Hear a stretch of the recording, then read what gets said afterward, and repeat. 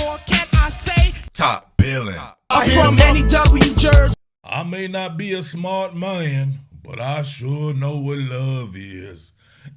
And it seems as though the Philadelphia Eagles love disappointing us here in recent times. Now, I said it before.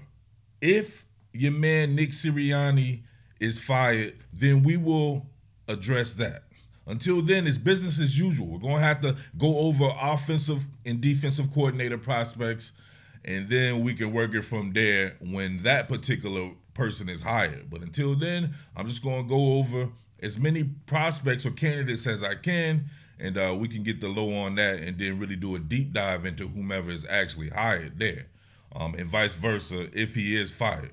But listen, if you're looking at the writing on the wall here, something like this seems to be like I'm smart by just going ahead and looking at coordinators, because it says here on this one, CBS's Jeff Kerr says that as Nick Sirianni is set to meet with Eagles ownership, players endorse his return as head coach. And some of the stuff that stands out to me, obviously besides the fact that my man Fletcher Cox going off on reporters, you know what I mean? All he had to do was hit him with the jersey, right? I wish it was Hassan Reddick, so he could have been like, is you stupid? What the fuck is you stupid? You know what I'm saying? But that man said he's not entertaining anything about Coach Sirianni being fired. You had people coming to his defense like Jordan Mailata as well. But some of the things that stand out to me is they're talking about him meeting and discussing potential coordinator replacements. And then they had a report, right? I'm not sure if it's a report or if it's this scuttlebutt or something like that, talking about him and Howie Roseman reaching out to coordinators. So that would lead me to believe that someone is not going to be fired if you have this man reaching out to coordinators. However, if he were to present potential replacements or his roadmap back to the Super Bowl, and Mr. Lurie doesn't like it, and he very well could be fired, because I believe that's what happened to my man Coach Peterson. So it remains to be seen until there's an official report. But with that being said, let's go ahead and talk about my man Eric Bieniemy. Eric Bieniemy is one of these guys I actually want to see be a head coach. I do not actually want him to be the coordinator for the Philadelphia Eagles if he has a chance to be a head coach, because I want to see the furtherment of that man's career. He's put in a ton of work, man, and he's not gotten shots and other opportunities that others in his position have gotten. Coach Peterson being one, right? Matt Nagy being one as well. All these guys are offensive coordinators under Andy Reid with the Kansas City Chiefs, who got head coaching jobs, and my man Eric Bieniemy couldn't get one. He had to go, in my opinion, commit potential career suicide by coordinating an offense for the Washington Commanders. Not to say the Commanders' job sucked or anything like that. I actually think they have a lot of talent there. It's one of the easily top 5 wide receiver cores there. They have some very talented backs. They have a poor offensive line and poor offensive line structure. Everybody knows I covered that team for a hot second there, and they struggled like a mug with offensive line play. It was uncanny. No matter who they brought in, right? It was like, it's like they never played football before once they put on that uniform there as an offensive lineman. They would have bouts of pretty decent offensive line play, but for the most part, And not to mention, he went from coordinating for a Patrick Mahomes-led offense, right, the best quarterback in the NFL, to a guy with no experience, or very little experience, coming in, and Sam Howell, was Sam a second-round pick? I forget which round. It doesn't matter. He was already starting anyway. He's a talented guy, no doubt about that, but he lacks the experience, and you go from that guy to that, yeah, that's potential career suicide, and that may have been what happened to him. I do not hear about him with any type of head coaching opportunities coming from the Washington Commanders, and we'll look at some of the statistics here and some of the things that he likes to do on the field. But I don't know, even sure if I'm really hearing about him for other coordinator jobs. Imagine that, all right? That is a huge fall from grace. Not to say that, I mean, it's early in the process. Somebody could want to interview him and perhaps hire him. So let's pretend, or let's imagine that the Eagles were that. I have some concerns about Coach Bieniemy, and none of it has to do with his passing attack. I think he come here and put on a show through the air. No doubt about that. But does it fit our brand of football, if you get what I'm saying? Check this out. I have to start right here because I want to know about brand of football. I feel like we got away from ourselves last year, but that's just me. You have a lot of people out there in Philadelphia Eagles lore who believe that we will be best served as some type of passing outfit. I had a lot of people, Baltimore Ravens goofballs, come up on here and talking about Greg Roman and he ain't going to target the receivers and shit, right? These people are goofy, right? I covered that team. Them people didn't know, you know what I mean? You wouldn't know fucking cloud coverage from cloud storage, right? These guys, I'm telling these dudes, I'm like, listen, when he was there, you had terrible wide receivers, right? Nobody's throwing the ball to Miles Boykin and Willie Snead and people like that. They have great receivers now, and the offensive coordinator that they have is targeting those guys. I believe Greg Roman would do the same thing, right? He's had times where he actually passed more than he ran. But if you see right here, Baltimore this year, they're still running more than they pass. 52% run, 47% pass. That's their brand of football because it's John Harbaugh's style of football, and that's what he believes in. Now, if we go for Eric Bieniemy, he's on the opposite side of the spectrum from our man Greg Roman. I mentioned Greg Roman. You got to make sure you go back and look at my Greg Roman breakdown. But dead last, 36% run, 63.9% pass.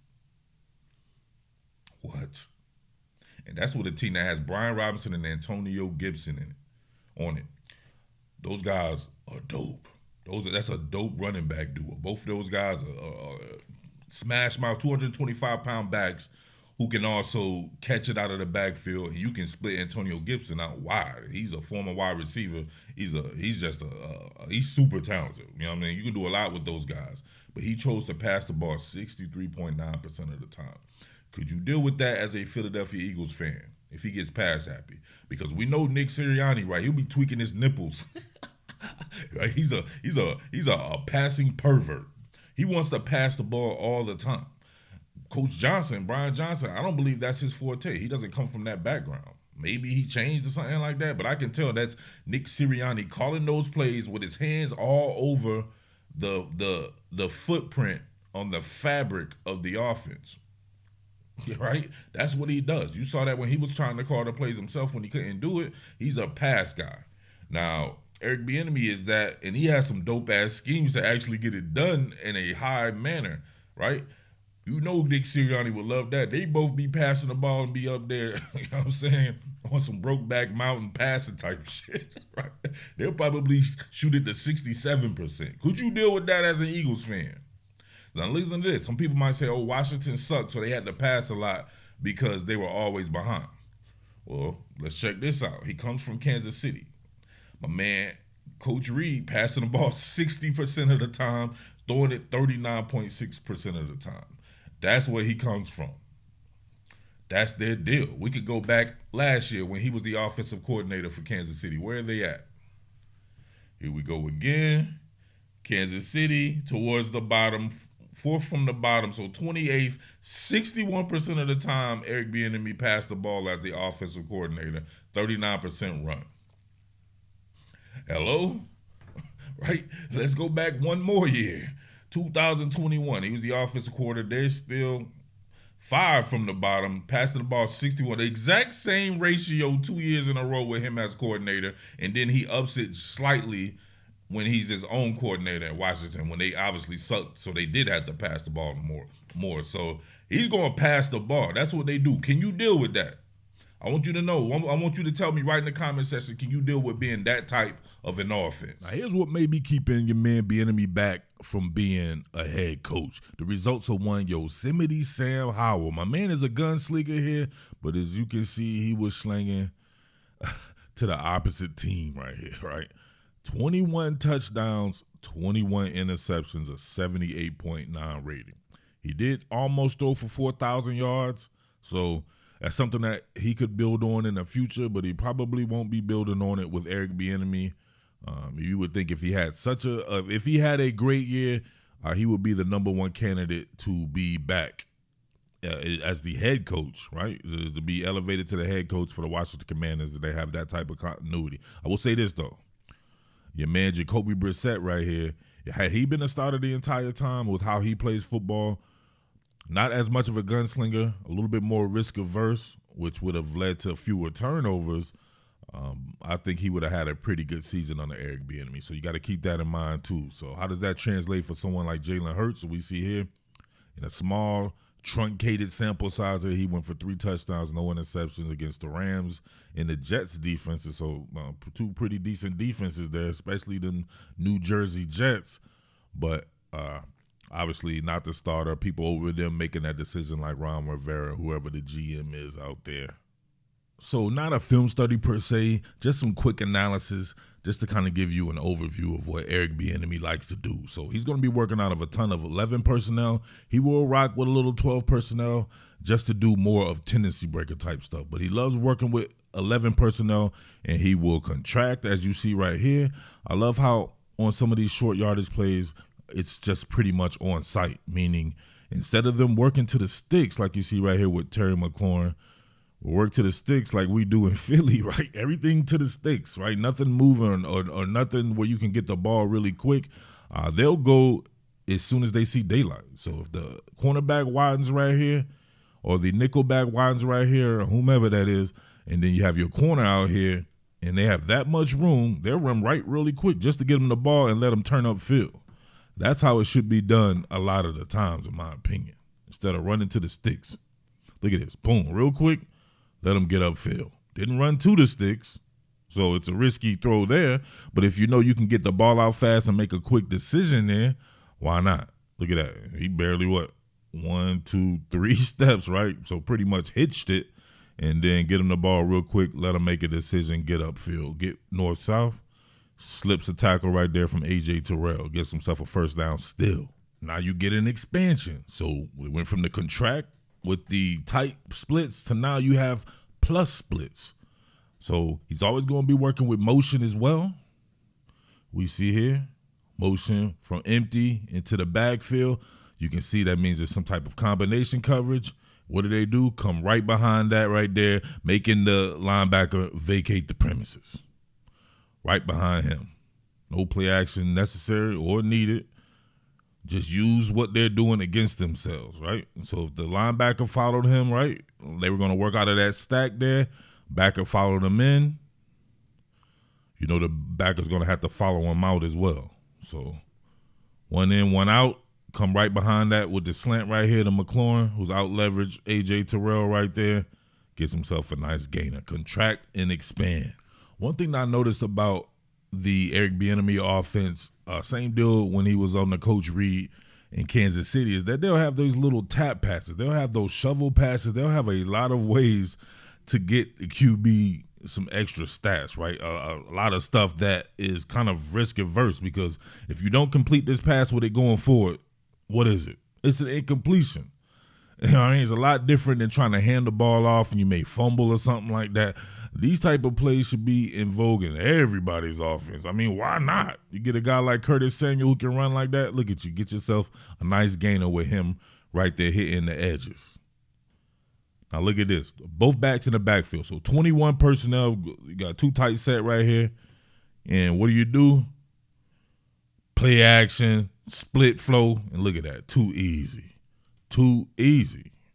Like, come on. We need more easier plays. How many times in the Eagles offense does it look like Jalen Hurts has to make a spectacular throw over somebody for it to be completed? Where are the easy throws at? That's what a good offensive coordinator will do. That's what Andy Reid specialized in. It was a lot of easy throws, a lot of where guys were just running wide open and all that like that. And I see that in Eric Bieniemy's offense.